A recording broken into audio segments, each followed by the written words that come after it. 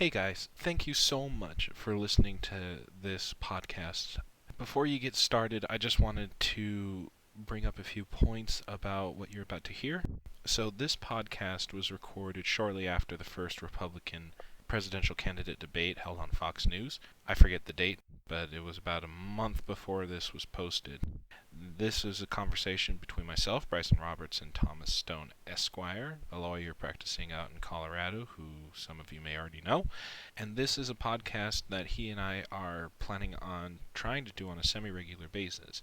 This is not the official launch yet. This is just kind of we'll call it a pilot episode. We're still trying to figure out the format of the show. Heck, we're still trying to figure out the name of the show. But I think this will be a good chance for you guys to kind of see some of the stuff that we want to do with the show. And this is an opportunity that we want to get some input back from you guys, the listeners, onto what you like about the show, what you don't like about the show, maybe some critique, inputs on how we can make it better or more interesting. At a future date, I plan on doing a solo episode where I just kind of talk about why I wanted to make this podcast and what it's about and what my goals with it are. So I'll explain more about it at that time. Again, just before it starts, let me warn you, I'm not the best with audio yet. This is my first time working on a project and editing the audio for it, so you're going to notice probably some of the poorly edited bits of it. There's also a crying baby in the background. Sorry for that. I don't know how to get rid of it. We're going to try and take care of that stuff in the future. But again, thank you so much for listening. So, did you ever get a chance to? You didn't get a chance at all to watch the Republican debate, right? I watched some highlights from it. I found a website that had clips. Oh, that's good. No, it's not good. I told Chelsea after I watched it that I was ready to punch you in the face. Oh, really? You know why? Why? Because I hate listening to politicians talk. I had not heard Obama ever say a word until I moved to Colorado and my dad watches Fox News all the time, and I was upset with him too, because it's like, I don't want to know these things. These people are dumb. I can't stand listening to those people. Yeah. For the most part, it was pretty tough, because, especially when you watch different candidates, completely sidestep the question. Mm-hmm. I noticed, so I only watched the 10 panelist debate, the official one, not the happy hour one. Right. And even that, I only got about maybe 50 minutes or an hour in before the video got taken down, because I was watching a bootleg, because I couldn't find an official video of the debate. Right, there isn't one. Which is weird. I would think, if anything, well, Fox News, their YouTube channel has it completely piecemealed into about 30 different videos. Mm-hmm. And, each video starts with an advertisement, so good job there, Fox. Uh-huh. Which is kind of interesting just from a public policy standpoint, because as new media is destroying old media and people are getting more and more information straight from the internet, engaging in tactics like that essentially prevents a large segment of the population from knowing what's going on. Well, apparently, one of the big news items that came out from this debate was that it had a huge ratings. I think I saw 24 million people watched it. Yep.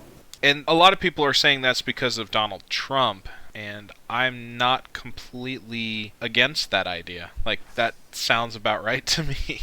I know. I don't know who these people are who are supporting him, but they're strange, that's for sure. Yeah. Well, shall we get on to discussing the candidates? Sure. Okay, so I guess the best thing to do is just to go alphabetically, since that's how I have them listed here. Okay. So one of the big surprises for me was Jeb Bush. I thought Jeb Bush came off fairly competent, or at least surprisingly confident, He was pretty clear in his message. He had goals set up, so he actually sounded like he knew what he was talking about, and he didn't use a lot of the flowery language that a lot of the other candidates used. He was very straightforward, very just these are numbers, this is what we need to do in order to get my goals achieved, and that's what I'm going to do as president. Mm-hmm. What do you have to say about him? Well, the clip that I saw was the question as to why he is running in light of the fact that his father and his brother were presidents, and that there's a strong current of anti-dynasticism, as there should be in our republic. Yeah. And I thought his answer was just terrible. You'll have to remind me what his answer was. He just shoehorned a bunch of his talking points about, in Florida they call me Jeb, and then they called me Vito Corleone because I vetoed so many bills. And it's like, no, because he said that essentially he's going to have to try harder than the other candidates and that the bar is set higher, but he's more than willing to work hard and meet that challenge. And I mean, I think that here's a very simple rule. If you're going to vote voluntarily for Jeb Bush or Hillary Clinton, you ought not be allowed to vote.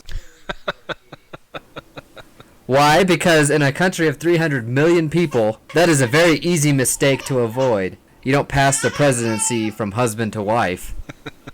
Well, as to play devil's advocate, now I don't think Jeb Bush would be a good candidate, because not even because of the dynasty element of it, but just because of the bad blood with the Bush name. Mm-hmm. But should we discount someone's legitimacy by virtue of their relation to a previous president? I think so. But what if Jeb Bush is the best candidate, you know? Should we still say, well, even though he's the best candidate, no, because he's related to two former presidents?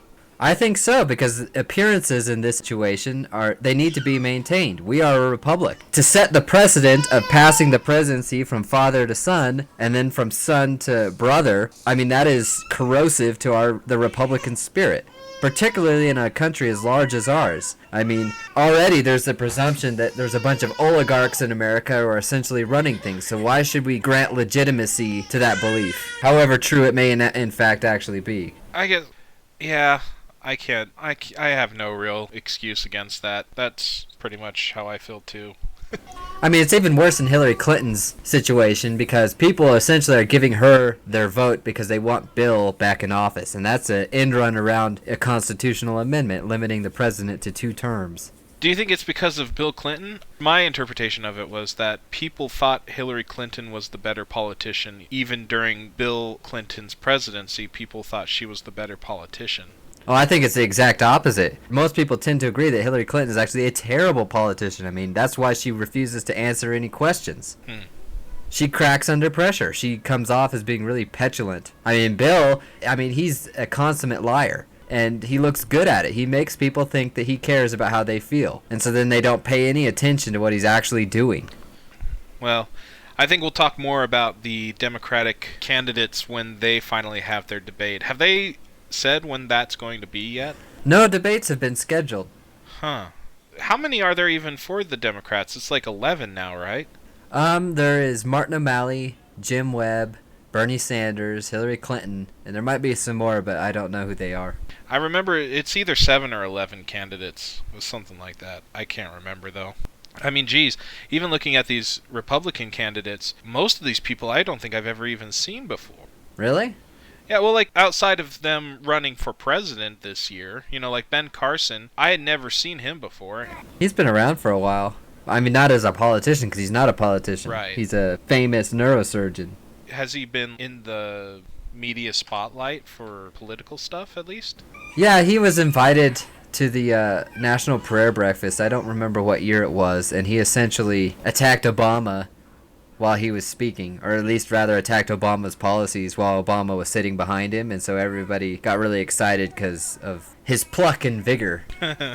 So, from what I saw of Ben Carson, I really liked him as a person, but none of his answers made me feel like he has the knowledge necessary to become president. Though I imagine his actual goal in campaigning right now is more to establish himself to maybe run as a politician in Detroit or wherever he's from, and then maybe in 4 years then run for president once he actually has some experience in the Senate. Yeah, I couldn't tell you. I mean, I agree with you that he comes off as a nice guy, but he's never run for office before. Donald Trump has never run for office before, and I think that is a disqualifying factor just because you need somebody who can prove that they can win and that they know what they're doing. Because, I mean, Ben Carson, he's a few steps behind everybody else because he's playing catch-up, and that would be a big liability, I would think. What if, so I don't know much about how much political sway the different cabinet members have. When Hillary Clinton ran back in 2008 for president, that kind of became a springboard for her to become Secretary of State and things like that. Do you think Ben Carson could have a similar trajectory in his political career? I think that'd be more difficult just because a cabinet head typically has to have some kind of policy experience. And all Ben Carson had, I mean, he is obviously knowledgeable about the medical field, and so potentially he could be a surgeon general, he could be involved in national healthcare policy, but I guess he could be the Secretary of Health and Human Services. Because that was another thing too. Because I feel like if I don't know, does the Surgeon General have much political clout? Like, is that an office that you could use to then run for president? No, well, I can't say one way or the other. Because I've never heard of a Surgeon General running. Oh, you haven't? Not that I can think of. Oh yeah, the Surgeon General frequently is involved in political debates over healthcare policy. For example, the Surgeon General's warning on tobacco products, I mean, that was controversial when it first happened. Right. Right now, Obama's Surgeon General has gotten involved in the gun control debate because they're trying to turn that into a medical issue, which of course has its detractors. Yeah, that's believable. All right. Do you think that, at the very least, Ben Carson is good to have as one of the candidates to maybe help promote this idea that Republicans aren't just a bunch of old white rich people? Yeah, so is he the Herman Cain of this presidential cycle? I mean, that's probably true. It's interesting, though, that in both cases, they have wide support from the conservative base, but it does no good as far as preventing Democrats from calling us racists. Personally, I think that Ben Carson would be better off if he played I hate to make this comparison, but a Sarah Palin-like role, where essentially after the primaries are over, because he is well liked in the conservative movement, if he were to establish himself like in entertainment, like he could be a TV or radio host, and I think he could do a lot of good as far as sharing the message. And in that case, he doesn't have to be a politician to do that, because he is a widely respected individual with a lot to contribute. All right. Is there any sort of controversy around him? Like, you mentioned Herman Cain, and I know there was a lot of controversy around him, but I haven't heard anything from Ben Carson's camp. Yeah, I mean, it's still early in the campaign season, and a lot of that opposition research is leaked later, when people are at their most vulnerable. The only thing that I've seen on Dr. Carson is that he was promoting some nutrient supplement or something, and was being paid to speak at these events, and that rubs some people the wrong way. Because I think that one of the things that he was promoting is kind of like a scam. Oh. Or I don't know what you call it. Speaking of people with controversial history, you got Chris Christie next. Yeah, Chris Christie. It's funny because people really liked him last time around. I mean, he was hot until the whole... What was that, Hurricane Sandy went through, and then they claimed that he embraced Obama and hurt the Republicans' chances just days before the election. So I think there's a lot of bitterness holding over from that. And then, people wanted a fighter. Well, now you have quite a few Republican candidates who aren't afraid to go mano a mano with Democrats, and so it's harder for him to distinguish himself. Also, Romney, was kind of a liberal Republican, and he lost. And so the last few Republican candidates have been from the moderate wing of the party, and they've lost. So I think Chris Christie's chances are pretty low at this point. Did you see much of him from the debate, though, like in the videos that you watched? I think he didn't have a lot of time to talk. I saw him and Rand Paul going at it with one another. Yeah, Rand Paul, oh gosh. I don't know much about him politically. I've heard that he's just like a more moderate version of his father, but still like very close to libertarian type ideals. Right. But I mean, he called out Chris Christie for hugging Barack Obama. It's funny to me that was viewed as so anathema that, like, how dare you show respect to another person who is, the Democratic president. Yeah, it was kind of a cheap shot. It's a cheap shot, and it shouldn't even be a shot. Like, being civil with your opponents should not be a bad thing. I could understand it if he ran or helped President Obama's campaign or something like that, like he actually helped Obama become president directly. Then I could understand them being like, hey, what are you doing? But to call him out for giving him a hug? That was so petty and ridiculous to me. I couldn't believe that Rand Paul even made such a ridiculous accusation. Well, I mean, that was the problem with the debates, and this is Fox News' fault in part in that they were pretty ad hominem, and it was encouraged. And that's just useless as far as the purpose of the debates is supposed to be so that the candidates could introduce themselves to the public and share a little bit about their priorities. But instead what we had is Fox News and the candidates themselves engaging in a bunch of name-calling, and it just wasted time. And it was to improve ratings, and make it fun or whatever, but... Actually, I have to admit, I thought everyone was actually pretty civil for the most part.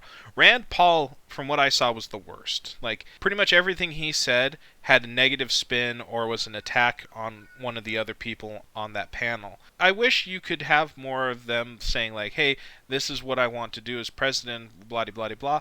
But I think one with the number of candidates and the time constraint, the best they could do is show that who they are as people rather than what they stand for as politicians. Like, I could see that making that the priority of this particular debate would be most important, just because this is such a time crunch. We're going to have, however many months to learn more about their policies, but right now we're getting to know the candidates as people.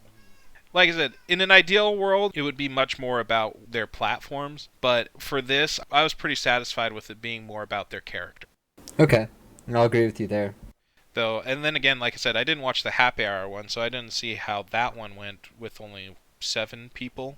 But I mean, I haven't even seen anything from it other than something with Bobby Jindal. Do you know what I'm talking about? There was he said something that got Democrats really upset. I didn't hear about that. I'm sure you did, but I didn't hear anything specific.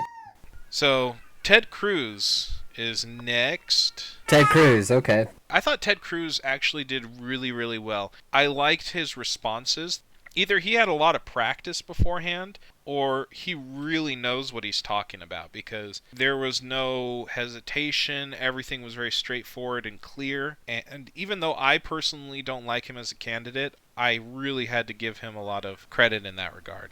Right, and I have to agree with you 100% on that. I mean, I don't particularly like Ted Cruz as a candidate, although he is very competent. He's a master debater. Yeah. I mean, I think his positions are just a tad extreme, but at the same time, I think he's going to get things done. He's authentic. So, I'm sure this is an important aspect of it. So, is he from Canada? He has dual citizenship, and he recently renounced his Canadian citizenship. Now, I know that the Constitution says that a person who runs for president has to be born in the United States. Isn't that correct? Right. Was he born in the United States at least, or does Canada count? I don't know the specifics because I don't really care. I just know that he did have the dual citizenship. It's because the whole birther thing with Obama, and people were talking about it, and I thought that debate was so stupid I didn't even bother to look into it. But I'm sure that if Ted Cruz were to become the Republican nominee, that would come back. Only this time it would be the Democrats who would be harassing him about it. Of course, you know that John McCain was born in the Panama Canal Zone. Right, and so I'm wondering if it might have been a similar thing with him. I would have to look it up. That's actually really interesting. I think Supreme Court precedent states that if you're born in a territory, and I'm not sure about this one, but it might also be if you're born to an American citizen, that it still counts for purposes of being born in the United States. But I'm not sure about that, so don't quote me on it. Do you think he would be strong for the Latino vote, or is he kind of viewed as not actually Latino, kind of like how you were saying Herman Cain's not actually black or whatever? See, this is horrific in that Ted Cruz has actually had to battle that. I can't remember what the name of the interviewer was, but he was kind of a liberal guy, and he was essentially grilling Ted Cruz on his authenticity as a Hispanic, and that's just ridiculous. I mean, he's half Cuban, he speaks Spanish fluently. To be Hispanic does not mean you have to be a Democrat, and actually, the breakdown amongst Hispanics is a whole lot more even than it is for African Americans. I mean, African Americans are almost universally liberals. I don't know what it is. I think it's like 90% to 10%, whereas Hispanics, it's more even if it does tilt towards the one side. But I think that he's Texan. In a way, I think people are kind of tired of Texans after President Bush. Right. But I think he could pull it off. I could see him being a pretty strong candidate. I think Marco Rubio, though, has a better shot at pulling in the Hispanic vote. Partially because he was an early amnesty supporter, but also he just comes off as having more strength in that area. That was something I was actually really interested in, too, is a lot of the debate fell back to talks of immigration, partly because of Donald Trump's very inflammatory statements, but a lot of people used immigration as part of their platform. Like the people who actually did say what their platform as president would be, or at least started kind of alluding to it during the debates, a lot of them mentioned how they would handle immigration and how they felt immigration was essential to the growth of this country. And I thought that was actually really interesting too. And see, it's ridiculous because essentially they're taking the big business line against the Republican baseline. Because, like I've told you before, you have a broad support amongst Republicans and Democrats to ending illegal immigration. You'll see that Bernie Sanders on the Democratic side is staunchly anti-immigrant. In fact, he's accusing the Republicans of being the party that's refused to enforce border control and let in all these illegal immigrants. Because here's the simple truth of the matter. Americans know that we have an immigration problem. The problem, though, is that both political parties are beholden to interests that benefit from open borders, and so they're doing absolutely nothing to address those very real concerns. Oh, that was what Bobby Jindal said. He said something about immigration and assimilation being important, and that's what people were getting upset about. Yeah, they don't like Bobby Jindal because he wants to be an American first. And the multiculturalists don't like that. They think he's abandoned his Indian heritage and so he's illegitimate, and you can imagine the rest. And just as a side note, that's the liberal take on things. Rather than debate people's ideas, we'll just disqualify them as a human being and then we don't have to deal with their ideas. I feel like that's what anybody does whenever they're dealing with the opposition, you know? Like, you always dismiss people based off of, like you said, ad hominem things. You say, well, you aren't actually an expert because of X, Y, and Z, so I don't even have to listen to you. I don't think that's something that's inherently Democrat. No, I think that they're doing it a whole lot more today. Yes, you see it in conservative circles. I mean, that essentially has been the mainstream candidate's reaction to Donald Trump is, oh, look at this ridiculous stuff he's saying. He's illegitimate, so we'll just ignore him. Which is partially true because there's no substance behind anything he says anyways. The PC police and liberals in general, their strategy is to delegitimize their targets. For example, we've talked about gay marriage before, and you'll notice that very, very few people have actually heard the conservative rebuttal to the liberal argument of gay marriage. Why is that? Because liberals have gone to the mat making sure that conservative opposition is illegitimate. So you never heard that side. I mean, even amongst members of the church, they don't know what that argument is. That's because everyone's afraid to share it, or it gets shut down. You'll never hear it on any of the news networks. You'll never hear it anywhere unless you look for it. I didn't hear it until recently, and that's because Catholics are tough. I do suppose that is a characteristic. Mm-hmm. Alrighty, so do you know much about Carly Fiorina, the CEO of Hewlett-Packard? I hadn't thought much of her, but apparently she's come out swinging. And some of her sound bites against Hillary Clinton have been absolutely fantastic. Really? Really. Because, I mean, she has that legitimacy. Hillary's argument, essentially, for president, rests on two bases. One, Bill Clinton is my husband, and if you vote me in, guess who will be there too? Right? Wink, wink. The second is, like with the whole I'm ready for Hillary thing, oh, she'll be our first female president. And so Carly's got this advantage because she can show what an accomplished woman as president would actually look like. Because, I mean, Hillary has not done very much. I mean, on paper, yeah, she's been Secretary of State, and she was a senator from New York, but for the most part, she has followed her husband's coattails. And really? As a senator and as Secretary of State, she's been terrible. I mean, what accomplishments can she point to? She was behind that whole Libya fiasco. When she was the First Lady, she organized that first attempt at healthcare reform that completely crashed and burned. Is that different from the Bill Clinton healthcare reform, or no? He did Social Security reform. Well, I don't know about that, but I know that early on in his first term, he put her in charge of putting together a healthcare plan, and it did not work. I mean, it wasn't enacted, but that's because it did not work. But I mean, people ask supporters of Hillary all the time, what has she ever accomplished? And you're going to hear crickets, because they've got nothing. All they can say is, oh, she traveled all these miles, and she was the first woman this or first woman that. I mean, what has she done? I couldn't tell you. I'm not very well researched on the things that she has done. But, so you don't know much about her other than that she's really good at zingers? Carly Fiorina, that is? Well, and she's the CEO of HP. But she doesn't have any political background. And that's going to impede her as well as as Ben Carson. But I think that she would make an excellent vice president, I think. So that potentially might be her role. Or maybe, again, she might end up being on the cabinet as well. Less likely, but it could happen. Why do you say less likely? Like I said, it's that policy experience. She hasn't ever worked in government. So it could happen, but I mean, it's not typical to have failed candidates fill up a cabinet. Hillary was different, but that was because Obama realized he needed to mend bridges in the Democratic Party because that was such a fierce primary where they were going at each other's throats. And so, as a sop to Hillary, he let her be Secretary of State. What about John Kerry? What about him being put as, is he also Secretary of State? He is Secretary of State right now. Do you have any insight as to why that would be? I don't know why they did that. I mean, there was some talk about it at the time when he was appointed, but John Kerry's been wrong about absolutely every geopolitical incident in the last 50 years. So it's only fitting that he is now Secretary of State so that the record of failure can continue. Alrighty. Well, let's keep going then, shall we? Sure. So I'm skipping over Jim Gilmore and Lindsey Graham because I don't know anything about them, and I'm not sure. I don't think either of them were in the debate. They were in the happy hour debate. Right. Gilmore's a has-been. Nobody's heard from him like in the last 10 years or so. I can't remember when he last showed up on the stage. So I mean, him running for president is clearly a vanity project. He's got no chance of winning. As far as Lindsey Graham, I mean, he's a really interesting guy. So he's from South Carolina. He's very hawkish foreign policy wise, but otherwise he's a pretty liberal or rather moderate Republican. What is hawkish? He's a strong foreign policy, strong on defense. Okay, but other than that, he's pretty moderate. I think so. Alrighty. Well, the next person is Mike Huckabee, who... I don't like Mike Huckabee. I'm just going to be flat out and honest about it. I don't like him. And I don't like him either, and I think a lot of that dislike comes from, one, he's corny, Okay. He's a former preacher, and then his anti-Mormonism this last time around, or I guess it was...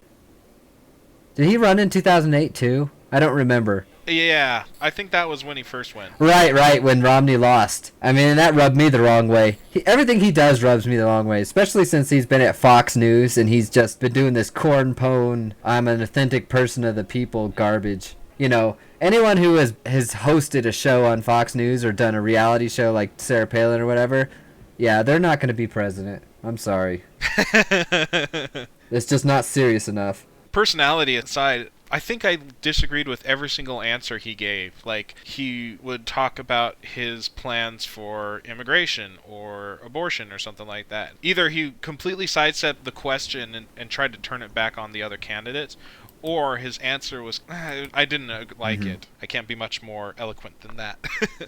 Yeah, and I mean, he's sort of the evangelical candidate, him and Rick Santorum. So I guess they're the social conservatives, but Huckabee's kind of a big government guy, too. I don't know what else to say. I disagree with him on a lot of stuff, but I just personally don't like him. Well, I'm looking at the other candidates. You got John Kasich. Right, the governor of Ohio. He was there on the 10-candidate thing, but I don't remember him speaking much. He probably wasn't given much floor time. Yeah, he was kind of at the bottom end. He's a strange one, too. He's sort of the John Huntsman of this cycle. He's a very moderate Republican. I mean, he expanded Medicaid in Ohio, and that, of course, angered a lot of conservatives since they were trying to remain united against Obamacare. And, you know, he's kind of the go-to guy to get criticism of other Republicans. Something that John McCain used to do. Then you got George Pataki. Pataki, yeah, he is the governor of New York during 9/11, if you remember. I don't know, but... He's just like Gilmore in that nobody's heard anything from him in the last 10 years. You know, and that's kind of like a disqualifying mark, because it's like, we've been living through 8 years of Obama, where have you been? These other guys have been fighting, what have you been doing? That's really interesting. I hadn't even thought about that aspect of it. Yeah. I'm sure this is going to come up later while people are still vying for the candidacy. I'm sure people are going to talk about how these candidates voted for or against Obama. Do you think if a candidate voted for something that Obama was for, that should discredit them? It kind of does. I mean, then the burden is on them to justify why they did what they did. I mean, you'll notice that a lot of these guys were not in office during the George W. Bush administration. And I think a reason for that is that Republicans were entirely discredited. And so that's the good news for the conservatives. We have a whole new crop of new blood, and we have some excellent candidates. The two I want to talk about the most, first I'll do Scott Walker. Okay. Because I remember thinking that I was going to like Scott Walker the most, but watching him in the debates, I couldn't get a good read on who he is, what he stands for. And he kind of looked goofy to me, too. Like, in all honesty, Really? He doesn't have a very attractive face, and I think that's going to be an important element of any presidential campaign. Oh, I wish it weren't. Yeah, I think Scott Walker's deal at the debate is he was trying to play it safe, be the normal guy. I think he's in second place after Trump. Second or third, it's him and Jeb, I think, are the next front runners. But anyways, he was just going to play it easy or play it simple, avoid any controversy, and he did. He managed to do that. I mean, the thing about Scott Walker that's really attractive is that he's won 3 elections, I believe, in the last few years in Wisconsin. He survived that recall and is actually stronger as a result of it. He completely decimated the union opposition to his policies, and he's shown that he's a fighter. I mean, taking on the unions, that's gutsy. Do you think he would, at the very least, be a strong vice presidential candidate? Oh yeah, I mean, I would if Scott Walker becomes the nominee, I have no problem supporting him. I think he'd be a good vice president as well, although he doesn't really bring anything. Let's face it, the truth is that a vice president tends to fill whatever gaps that the nominee, the main candidate, can't fill himself, right? So with John McCain, they chose Sarah Palin because she was a woman, and then that would be a historic first that would counteract Barack Obama, historic first. And so in this election, I think that Carly stands a good chance because she can fill that role if she doesn't ultimately secure the nomination. Whereas Scott Walker, I mean, he's kind of like Paul Ryan, if you remember when Mitt Romney ran, because Paul Ryan was a policy wonk, as they say. I mean, he was very experienced. He occupied a powerful position in the House of Representatives, but that didn't really help him a lot because people know that a vice president doesn't do anything. Yeah. I mean, that's Joe Biden's role, right? He can't go anywhere without putting his foot in his mouth, and nobody cares because, you know, that's just old Joe. What's he going to do? He doesn't have his finger on the button. True. Yet. Well, and then the last candidate, of course, Donald Trump. Wait, you skipped my favorite. Santorum or Rubio? Well, you skipped Santorum, which is fine because he's a rehash from last time. I mean, he didn't even make it to the main debate. Right. Although I have to say, just in Rick Santorum's defense, the more I have heard about him, the more impressed I am just with him as a person. Because he has very strong convictions and he sticks with them. I don't think he's as fake as Huckabee is. Yeah. But I mean, Santorum doesn't really stand a chance, unfortunately, in this election. But I was talking about Marco Rubio. Okay. Let's talk more about him then. So Marco Rubio is actually my candidate of choice. Okay. This is kind of based partly on electoral calculations, but then part of it's just irrational. I like him. Because, I mean, yeah, he's not as hardcore as Ted Cruz. He did support the Gang of Eight legislation that was going through the Senate, if you remember, about it was going to provide an amnesty. He supported the DREAM Act and some of that other stuff. But Marco Rubio, he has an excellent chance of bringing together a pretty strong group of conservatives. I think that he could possibly win if he were the nominee. So you could possibly see Marco Rubio as the presidential candidate and then Carly Fiorina as his vice president? See, that ticket would be electric. I think that would be fantastic. That'd be really interesting. Like I said, I think that Marco Rubio's got a better take on the Hispanic vote. He's got more legitimacy than Ted Cruz would. I think that, I mean, he's just an excellent communicator. Every time I've seen him talk, I enjoy it. I mean, and the Democrats have gone after him like crazy. If you remember, he gave the rebuttal to the State of the Union address a couple of years ago, and he drank some water while he was talking. And, you know, they recognize him as a threat, and that's what they had to go off of to try and discredit him. Marco Rubio drinks water. Jeez, I forgot about that. Yeah, wasn't that stupid? Wow. Yeah, because it was so ridiculous, I kind of pushed it out of my mind. And he's really young and energetic. I think he's got that in his favor.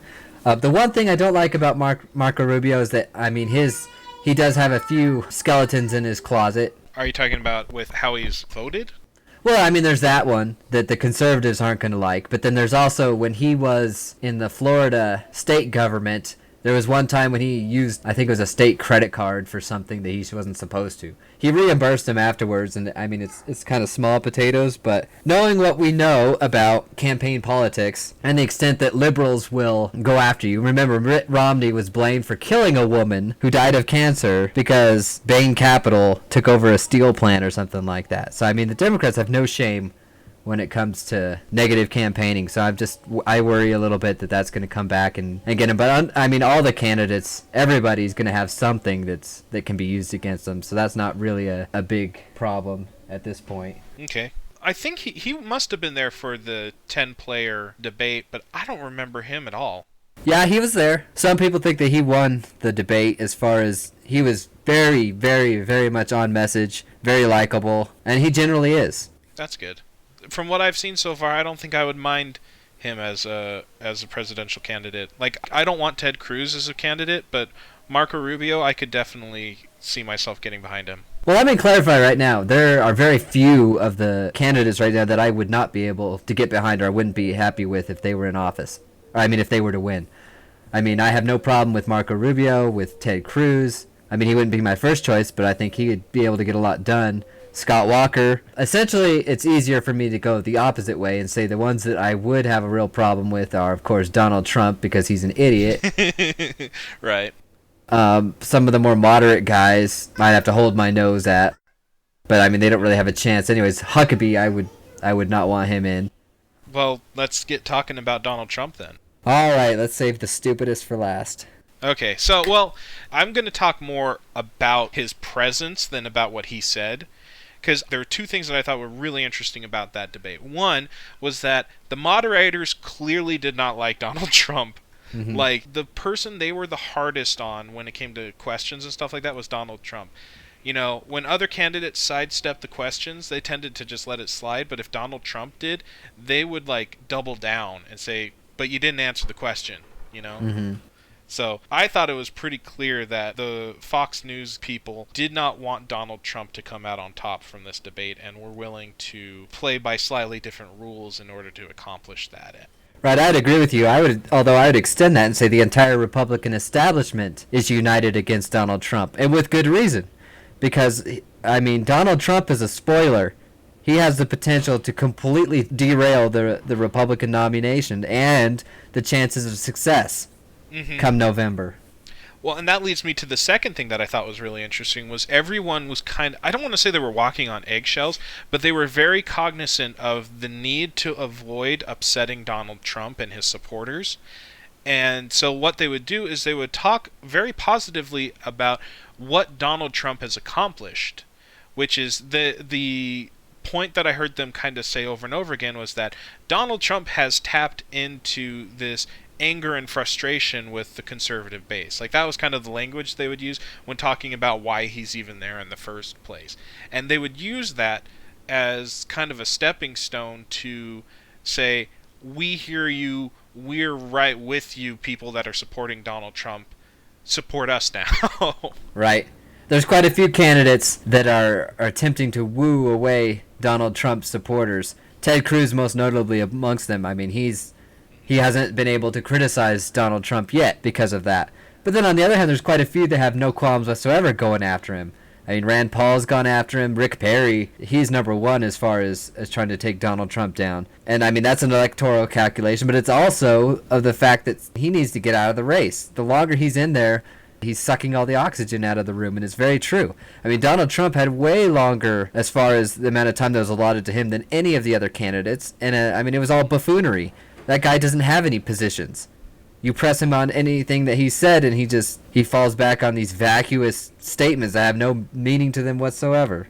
Well, what I hope that comes out of these debates is that people start to see that if they support Donald Trump, they support Donald Trump because he's salacious, that he's saying the things that they feel. I hope not. You don't think so? I mean, I've heard that analysis, and I don't know how much I agree with it. I mean, is it really that 25% of the Republican base, has his view on women? I mean, with the stuff that he was saying about Megyn Kelly, that's completely indefensible.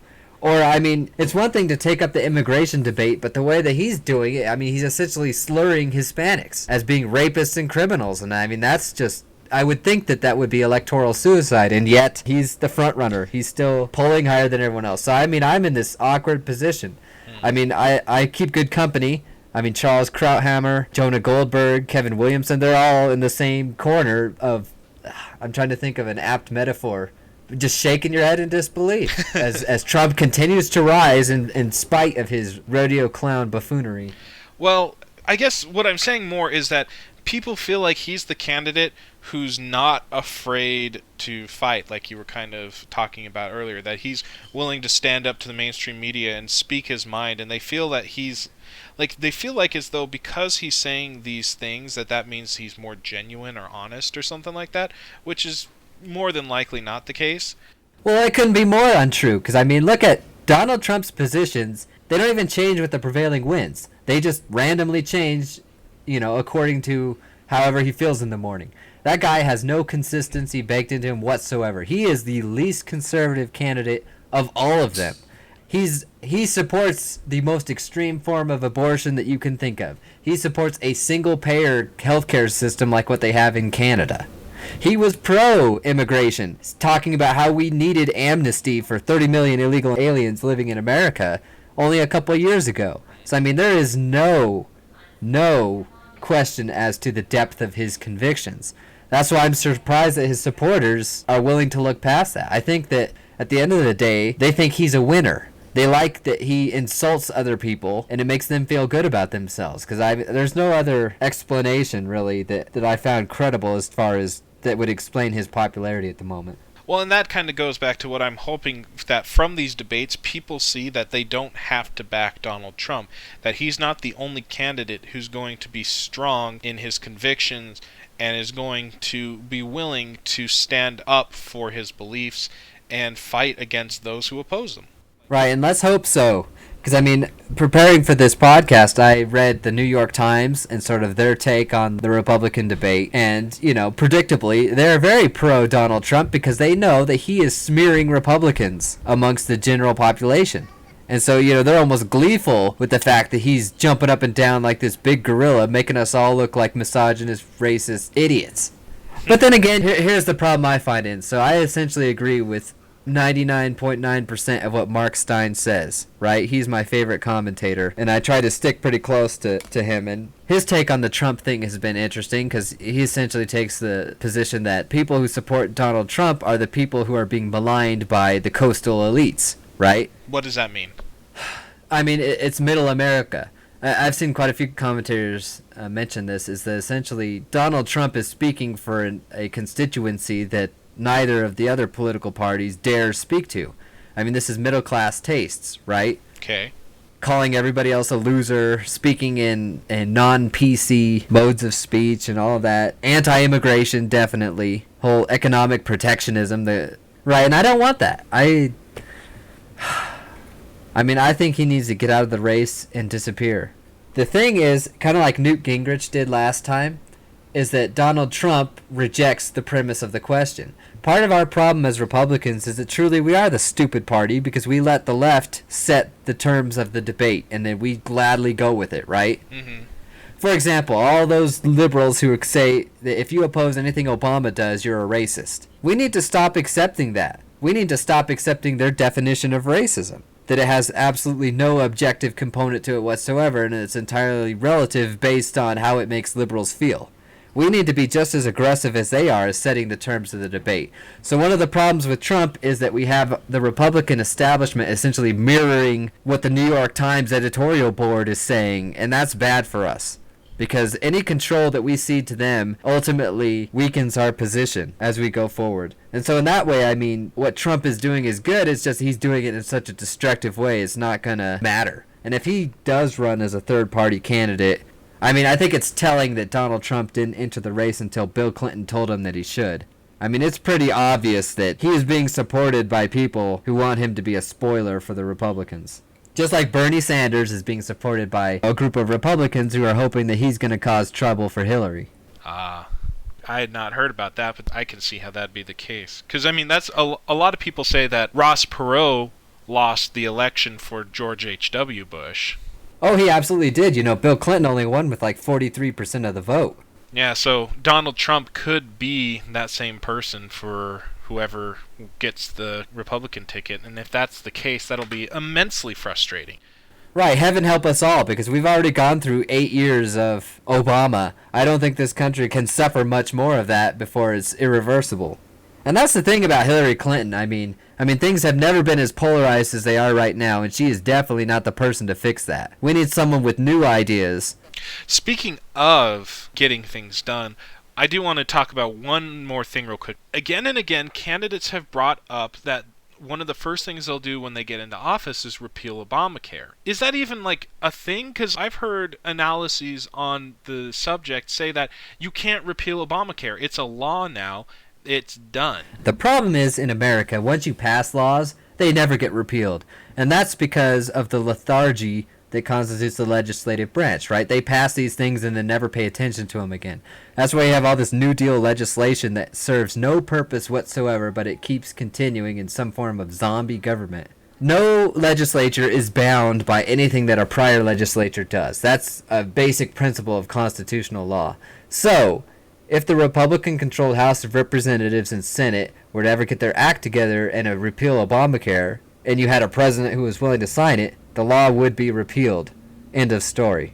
Now, as a practical matter, that's not going to happen just because it would throw the healthcare industry into complete disarray. And so the more intelligent Republicans are suggesting that it's repeal and replace. You need to come up with something to fix the problem, or to at least, transition away from it. Is that something you think somebody could actually accomplish? Wouldn't that take years and years of garbage and stuff to do in order to get done? I don't think so. I mean, we have a lot of... They call themselves the Reform Conservatives, but essentially you have a lot of conservative thinkers who are working on this problem, and they have some pretty sophisticated solutions that I think would definitely be viable in terms of fixing Obamacare. Because as it currently stands, Obamacare is a wreck. It is going to bankrupt this country, and one way or another, it cannot last. It will not last.